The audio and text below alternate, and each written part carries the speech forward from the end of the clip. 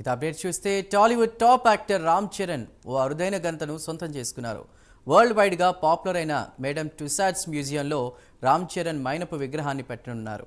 దీంతో టాలీవుడ్ నుంచి ఈ మ్యూజియంలో చేరిన 4వ celebrity cherry.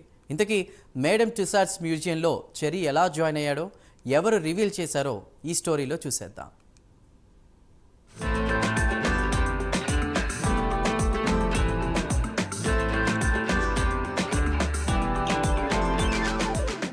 Tollywood top actor Ram Charan ఓ అరుదైన ఘనతను సొంతం చేసుకున్నారు.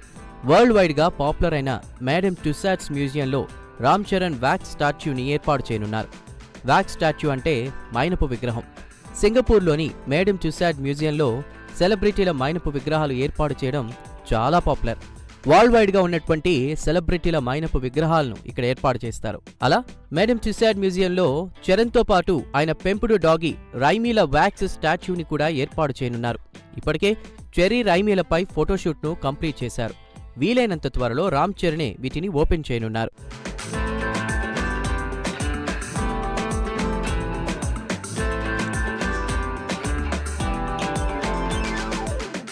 ఈ మ్యాటర్ను టుసాడ్స్ టీమ్ ఐఫా సెలబ్రేషన్ ఈవెంట్లో అఫీషియల్గా అనౌన్స్మెంట్ చేసింది.